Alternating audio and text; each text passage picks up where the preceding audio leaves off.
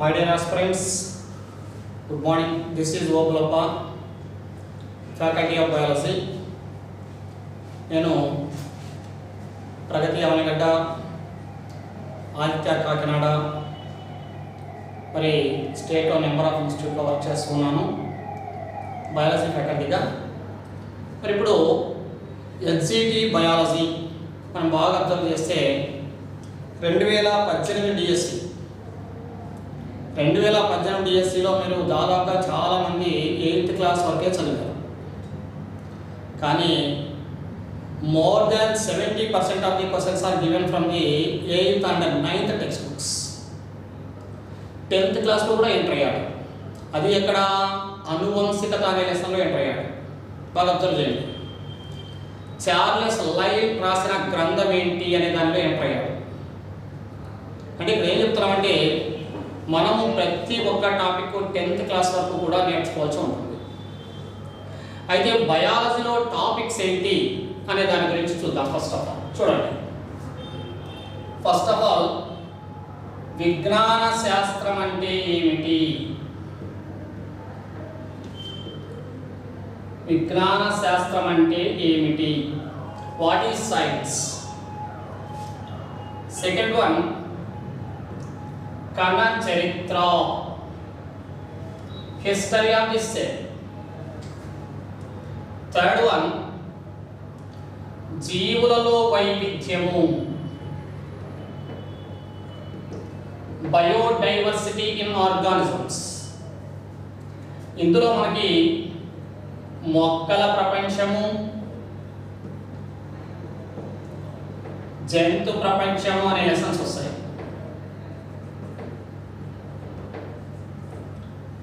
ఓకేనా? తర్వాత సూక్ష్మజీవ ప్రపంచము,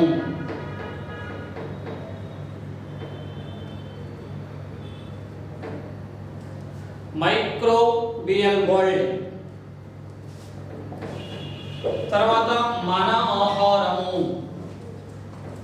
అవర్ ఫుడ్, ఇది న్యూట్రిషన్ అని పిలుస్తారు. తర్వాత పర్యావరణము, కాలుష్యము, జీవ వైవిధ్యము. మరి నెక్స్ట్ అనువంశికత.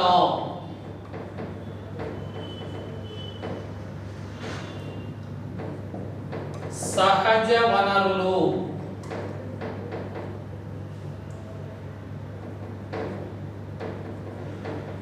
మానవ శరీర వ్యవస్థలు. తర్వాత ప్రథమ చికిత్స. చూడు ఇవన్నీ టాపిక్స్. మరి ఈ టాపిక్స్ లో చాలా డెప్త్ గా నేర్చుకోవాలి. చూడండి ఇక్కడ విజ్ఞాన శాస్త్రం అంటే ఏమిటి అనే లెసన్ మనకు 8th క్లాస్ లో వస్తుంది. అయితే అది చాలా చిన్న లెసన్. కణ చరిత్ర అనే దాంట్లో మనం ఏం నేర్చుకోవాలంటే చూడండి, ఫస్ట్ కణ సిద్ధాంతాల గురించి నేర్చుకోవాలి. రకరకాల శాస్త్రవేత్తలు రకరకాలుగా చెప్పేది. తర్వాత కణాలలో వైవిధ్యము, ఇవి రెండు కూడా 8th క్లాస్లో ఉంటాయి మనకి. మరి తర్వాత కణాంగాలు అనే లెసన్ 9th క్లాస్లో ఉంటుంది. తర్వాత కణ విభజన అనే లెసన్ మనకు 10th క్లాస్లో ఉంటుంది. ఆ తర్వాత కణజాలాలు అనే లెసన్ 9th క్లాస్లో ఉంటుంది. ఏంటి సార్ మీరు 8th class 9th class 10th class ఏమి చెప్పొచ్చు కదా అలాగా అంటే, అలా కాకుండా చూడండి సీక్వెన్స్ అనేది ఉండాలి మనకు. కణ సిద్ధాంతాలు నేర్చుకున్నందుక కణాలలో వైవిధ్యం, ఏ జీవుల కణాలు ఏ పరిమాణంలో ఉన్నాయో నేర్చుకోవాలి. తర్వాత కణాంగాలు అంటే కణకవచం అంట, కణత్వచం అంట, కీలకము, మైటోకాండ్రియా ఇలాంటి వాటి గురించి నేర్చుకోవాలి. తర్వాత కణ విభజన జరగాలి. కణ విభజన జరగడానికే కదా కణజాలాలు ఏర్పడేది. ఈ విధంగా సీక్వెన్స్ గా నేర్చుకోవాలి. ఓకేనా? మరి జీవులలో వైవిధ్యం అంటే ఇక్కడ మొదట మొక్కల ప్రపంచం. మరి మొక్కల ప్రపంచంలో మనం చూడండి ఏంటి 3rd క్లాస్ నుంచి 10th క్లాస్ వరకు మొక్కల గురించి ఎక్కడెక్కడ ఏముందో అంతా కూడా ఒకే దగ్గరే నేర్చుకోవాలి. చూడండి మొక్కల ప్రపంచంలో మొట్టమొదటిది మొక్కలు వర్గీకరణ అని చెప్పేసి చూడండి. ఆ మొక్కలు వర్గీకరణ అనేది జీవితకాలం ఆధారంగా, శాఖీయ నిర్మాణాల ఆధారంగా, పుష్పించే దాని ఆధారంగా 3 రకాల వర్గీకరణ ఉన్నాయి మొక్కల్లో మాత్రం. తర్వాత మొక్కలు శాఖీయ భాగాలు లేదా ప్రాథమిక నిర్మాణాలు అంటారు. ప్రైమరీ పార్ట్స్ అంటే ఏంటి? వేరు, కాండము, పత్రము, ఫలము, పుష్పము, విత్తనము, విత్తన ప్రయాణము, ఇవన్నీ కూడా ఇక్కడ నేర్చుకోవాలి. అంటే ఒక్కొక్క క్వశ్చన్ ఒక్కొక్క లెసన్ ఒక్కొక్క క్లాస్లో వస్తూ ఉంటుంది, కానీ అన్ని ఒకే దగ్గర నేర్చుకుంటాం మొక్కలకు సంబంధించి. తర్వాత మొక్కలు శరీర ధర్మ శాస్త్రం, ప్లాంట్ ఫిజియాలజీ అంటే కిరణజన్య సంయోగ క్రియ, మొక్కలలో శ్వాసక్రియ, మొక్కలలో విసర్జన, మొక్కలలో పెరుగుదల నియంత్రకాలు అంటాం. అంటే ఆక్సిన్లు, జిబ్బరెల్లిన్లు, సైటోకైనిన్లు, అబ్సైసిక్ ఆమ్లం, ఇథిలిన్. మన డిఎస్లో 2018 డిఎస్లో వాటి గురించి అడిగారు చూడండి. వాటి గురించి మొక్కలు శరీర ధర్మశాస్త్రం. తర్వాత మొక్కల్లో పోషణ,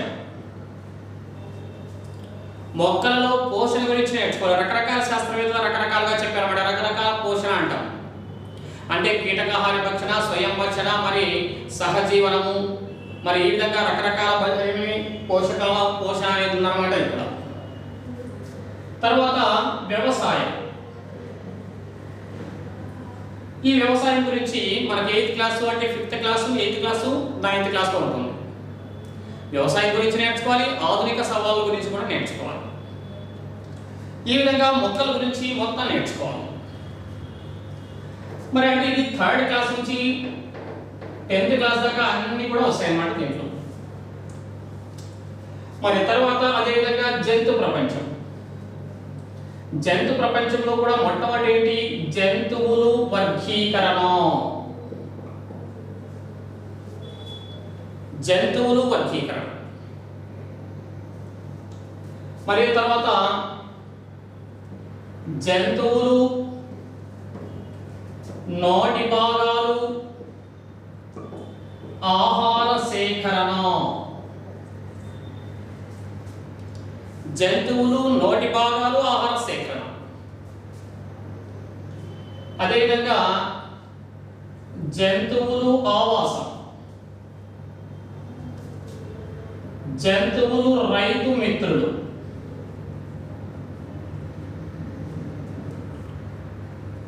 మరి సంఘ జీవనం గడిపే జంతువులు, సంఘ జీవనం. మరి అదేవిధంగా జంతువులు ఆర్థిక ప్రాముఖ్యత. అంటే ఇక్కడ పశువుల పెంపకం, కోళ్ళ పెంపకం, చేపల పెంపకం, తేనెటీగలు, ఇవన్నీ గురించి నేర్చుకోవాలి ఇక్కడ మనం. మరి ఏంటి జంతువులలో ప్రవర్తన? చూడు లెసన్లో మనకు అడిగారు, ఏ రకమైన జీవులు తన శత్రు జీవుల నుండి రక్షించుకోవడానికి చెడు వాసనను వెదజల్లుతాయి అని ఇచ్చాడు.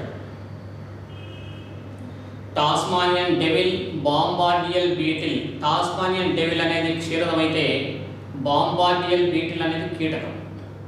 చూడు 9th క్లాస్లో ఉంటుంది ఇది. ఈ విధంగా జంతు ప్రపంచం నుంచి 3rd క్లాస్ నుంచి 10th క్లాస్ దాకా కూడా మనకు ఎక్కడ ఏమి వదలకుండా మొత్తం అన్ని నేర్చుకుంటూ వస్తాం. ఇకపోతే సూక్ష్మజీవ ప్రపంచం. సూక్ష్మజీవులు అంటేనే మీకు తెలుసు ఏంటి? వైరస్లు, బ్యాక్టీరియాలు, శైవలాలు, శిలీంధ్రాలు, ప్రోటోజోవా. ఇక్కడ మనకి కొత్త సిలబస్లో సూక్ష్మ ఆర్థ్రోపోడా అనే దాన్ని కూడా యాడ్ చేశాడు. అంటే ఇక్కడ వైరస్ల గురించి నేర్చుకోవాలి. వైరస్లు అంటే ఏమి, హానికరమైన వైరస్లు ఏవి అంటే మొక్కల్లో కలిగే వ్యాధులు ఏంటి, జంతువుల్లో కలిగే వ్యాధులు ఏంటి, మానవుల్లో కలిగే వ్యాధులు ఏంటి, వాటి వల్ల ఏమైనా ఉపయోగాలు ఉన్నాయి, అలాగా హానికరము ఉపయోగం ఇవన్నిటి గురించి నేర్చుకోవాలి. మరి దానికి రిలేటెడ్గా ఏం నేర్చుకోవాలంటే మనకి 8th క్లాస్లో లాస్ట్ లెసన్ వస్తుంది, మనకు అనారోగ్యం ఎందుకు కలుగుతుంది అని దీంట్లో నేర్చుకుంటాం.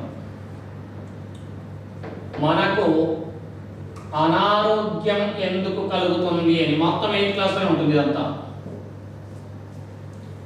అంటే ఎందుకు మనకు వ్యాధులు వస్తాయి అని చెప్పేసి. తర్వాత మన ఆహారం, మన ఆహారం అనేది 6th 7th ఈ 2 క్లాస్లో వస్తుంది. విటమిన్స్ గురించి మాత్రం 10th క్లాస్లో వస్తుంది.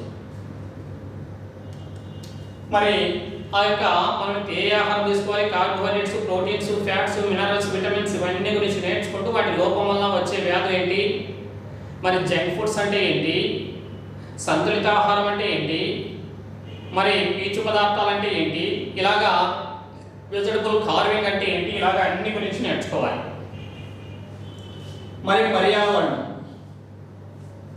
పర్యావరణంలో ఆవరణ వ్యవస్థలు, ఆవరణ వ్యవస్థ, పిరమిడ్లు అంటే ఆవరణ వ్యవస్థలో భౌమ్య ఆవరణ వ్యవస్థలో ఎడారి ఆవరణ వ్యవస్థ, అడవి ఆవరణ వ్యవస్థ మరి ఏంటి, ఈ విధంగా నేర్చుకుంటే మాంగ్రూవ్ ఆవరణ వ్యవస్థ, మరి అదేవిధంగా నీటి ఆవరణ వ్యవస్థలో మంచినీటి ఆవరణ వ్యవస్థ, ఉప్పు నీటి ఆవరణ వ్యవస్థ గురించి నేర్చుకుంటాం. అంటే కొలను ఆవరణ వ్యవస్థ, సముద్ర ఆవరణ వ్యవస్థ గురించి నేర్చుకుంటాం.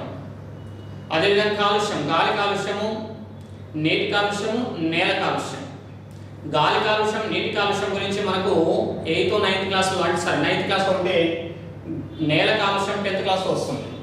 తర్వాత జీవ వైవిధ్యం కొద్దిగా 5th క్లాస్లో, కొద్దిగా ఎక్కువగా వచ్చేసి మనకు 8th క్లాస్లో ఉంటుంది. మరి అనువంశికత ఏంటైంది ఏంటి, ఇక్కడ మెండల్ బఠానీ మొక్కని ఎందుకు ఎన్నుకున్నాడు అనే దాని గురించి. మరి అదేవిధంగా సహజ వనరులు 10th క్లాస్లోనే. ఇక మానవ శరీర వ్యవస్థలు 5th క్లాస్లో ఉన్నాయి, మరి 10th క్లాస్లో ఉన్నాయి. ప్రథమ చికిత్స ఇవన్నీ కూడా మనము ఏంటి మన సిలబస్లో నేర్చుకోవాలి. ఏ క్వశ్చన్ కూడా మిస్ కాకుండా మనం నేర్చుకోవాల్సి ఉంటుంది అనమాట. ఏ క్వశ్చన్ కూడా మిస్ కాని మనం నేను భరోసా ఇవ్వగలను. ఓకేనా? ఎస్. అయితే మనం ఇప్పుడు ఏంటి ఇక్కడ మొట్టమొదటి లెసన్ నేర్చుకున్నాం, విజ్ఞాన శాస్త్రం అంటే ఏమిటి అని చెప్పేసి. చూడండి, ఏంటి విజ్ఞాన శాస్త్రం అంటే ఏదైనా ఒక ప్రక్రియను ఎన్నుకొని దానిని ఒక క్రమ పద్ధతిలో అమర్చి,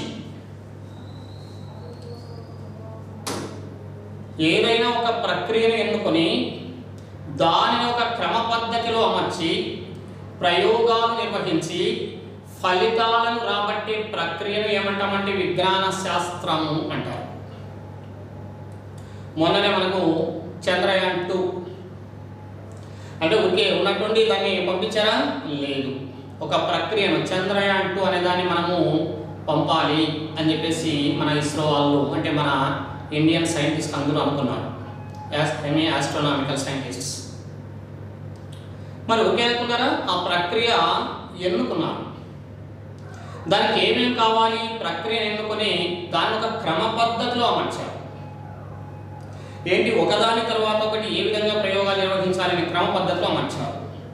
ప్రయోగం నిర్వహించారు, ఫలితాలు రాబట్టారా? 99% ఫలితం రాబట్టారు. నెక్స్ట్ సారి ఖచ్చితంగా సక్సెస్ అవుతుంది. అలాగా ఏదైనా ఒక ప్రక్రియను ఎన్నుకొని ఏమి క్రమ పద్ధతిలో అమర్చి ప్రయోగాలు నిర్వహించి ఫలితాలను రాబట్టే ప్రక్రియను ఏమంటున్నామంటే విజ్ఞాన శాస్త్రము అంటున్నాం. లేదా ప్రకృతిలో దాగి ఉన్న రహస్యాలను కారణాలను బయటకు తీసే ప్రక్రియను ఏమంటున్నారంటే విజ్ఞాన శాస్త్రము అంటున్నారు. ప్రకృతిలో దాగి ఉన్న రహస్యాలను కారణాలను బయటకు తీసే ప్రక్రియను ఏమంటున్నారంటే విజ్ఞాన శాస్త్రము అంటున్నారు.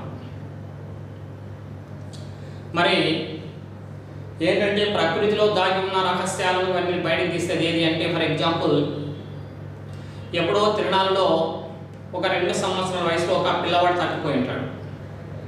వాళ్ళ అమ్మ వాళ్ళ నాన్న వాళ్ళు చాలా కోటాదిస్తాడు. మరి ఎవరో ఒక 20 సంవత్సరాల తర్వాత నేనే మీ కొడుకునని చెప్పేసి, ఎందుకంటే ఆస్తి కొరకు నేనే మీ కొడుకునని చెప్పేసి వస్తాడు వాళ్ళ తల్లిదండ్రుల దగ్గరికి. వాళ్ళ తల్లిదండ్రులు కొద్దిగా ఏం చేస్తారు, సంతోషపడతారు, అబ్బా మా కొడుకు వచ్చాడు అని చెప్పేసి. అయితే కొడుకుని గుర్తించడానికి ఏం చేస్తారు, DNA ఫింగర్ ప్రింట్ చేపిస్తారు. ఏమి పేరెంట్స్ యొక్క ఒక చుక్క రక్తాన్ని, ఆ యొక్క రక్తాన్ని కానీ వాటి మరి ఆ యొక్క బిడ్డ యొక్క రక్తాన్ని రెడ్డి తీసుకొని ల్యాబ్లో చెక్ చేస్తే క్రోమోజోముల సంఖ్య అంటే జన్యువులు ఒకే విధంగా ఉన్నాయనుకో, అంటే క్రోమోజోముల పైన ఉన్న జన్యువులు సిమిలారిటీ ఉంటుందన్నమాట పేరెంట్స్కి బిడ్డకి. అలా ఉంటే మీ బిడ్డ అని చెప్తారు, లేకపోతే లేదు నాన్న నువ్వు ఎవరో వెళ్ళిపో అని చెప్తారు. అలాగా చూడు, ఆ యొక్క రహస్యం ప్రకృతిలో దాగి ఉన్న రహస్యం, ప్రకృతిలో దాగి ఉన్న రహస్యాలను బయటకు తీసేటువంటి ప్రక్రియ ఏంటంటే సైన్స్, విజ్ఞాన శాస్త్రం కదా.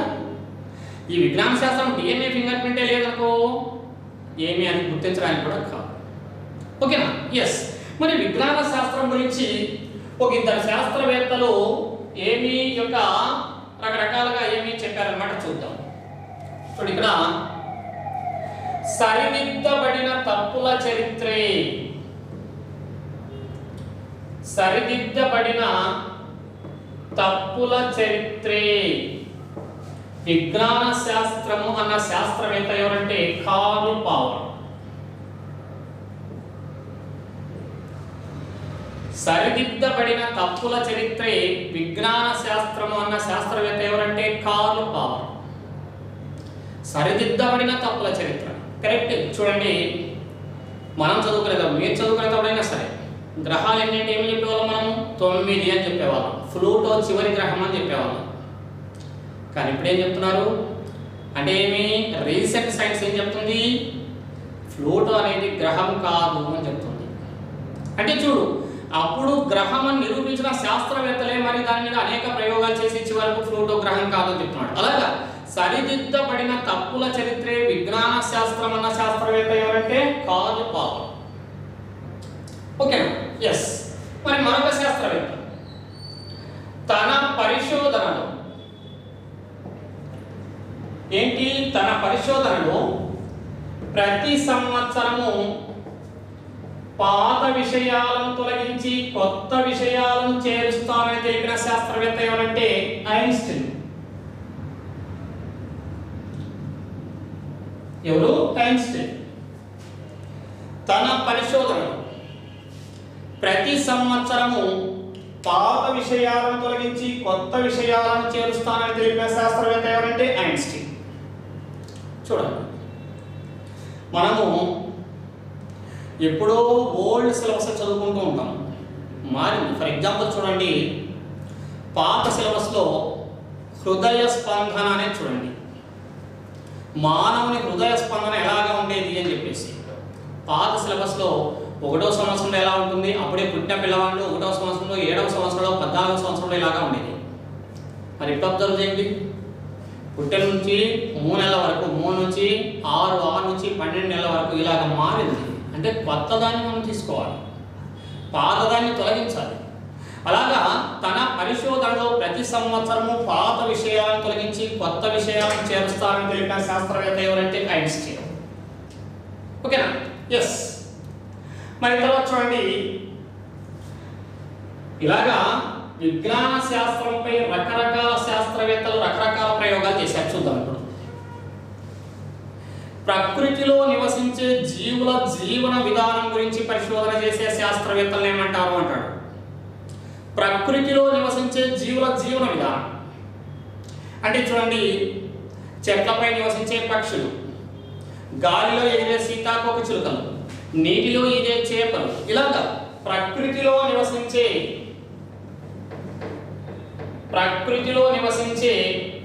జీవుల జీవన విధానం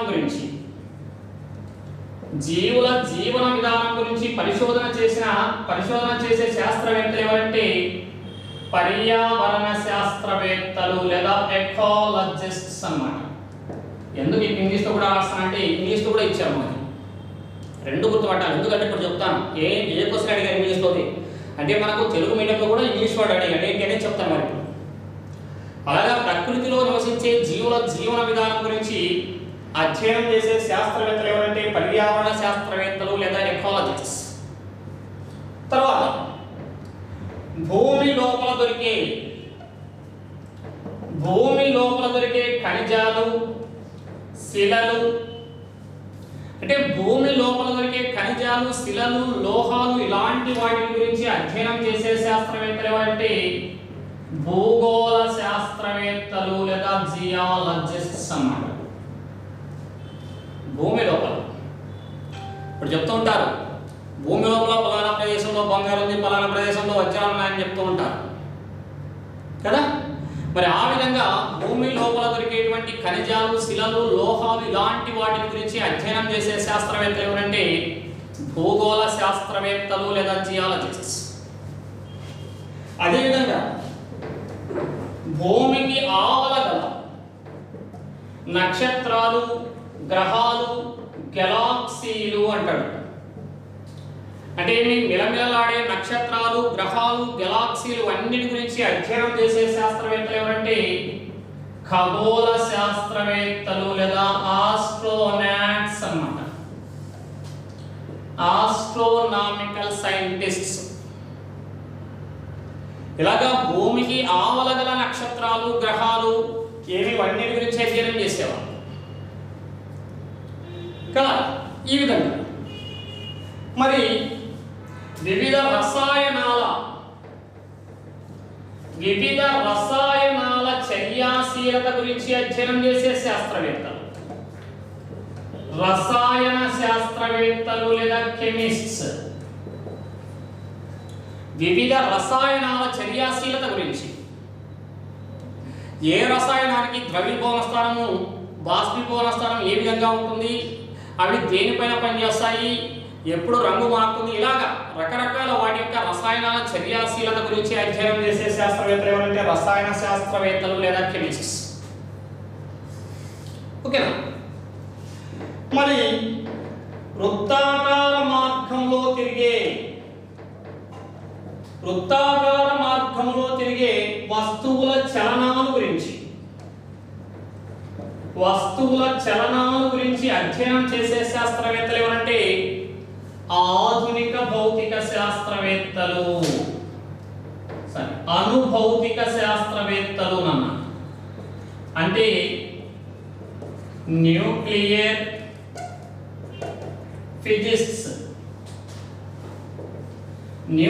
ఫిజిక్స్. వృత్తాకార మార్గంలో అంటే నక్షత్రాల చుట్టూ, గ్రహాల చుట్టూ, ఉపగ్రహాలు ఇలాగ వృత్తాకార మార్గంలో తిరుగుతూ ఉంటాయని తెలిపే శాస్త్రవేత్తలు ఎవరంటే అనుభౌతిక శాస్త్రవేత్తలు లేదా న్యూక్లియర్ ఫిజిసిస్ట్స్ అన్నమాట. మరి వివిధ ఉద్దీపనలకు జీవులు చూపే ప్రతిచర్యల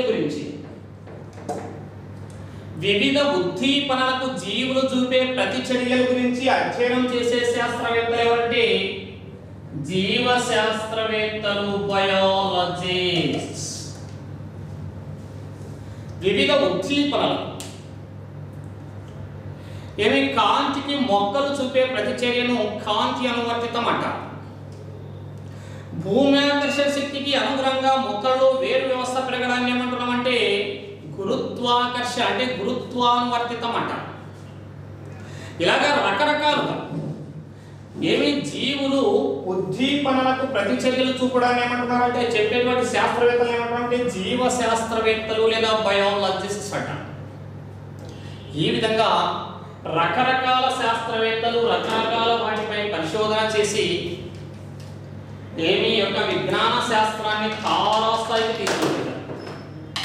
అందుకే విజ్ఞాన శాస్త్రంలో అనేక శాఖలు అనేవి ఏర్పడ్డాయి.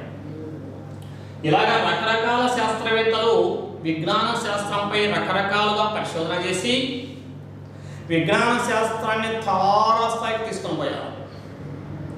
ఇప్పుడు రియల్గా ప్రాణము అనే దాని మీద పరిశోధన జరుగుతుంది. అలాగా చాలా పీక్ లెవెల్ తీసుకొని పోయారు. మరి అలాగా తీసుకొని పోయిన తర్వాత విజ్ఞాన శాస్త్రంలో అనేక శాఖలు అనేవి ఏర్పడాయి, బ్రాంచెస్. అంటే ఒక్కొక్క శాస్త్రవేత్త ఒక్కొక్క ఆస్పెక్ట్స్ పైన పరిశోధన చేయడం వలన ఈ విజ్ఞాన శాస్త్రంలో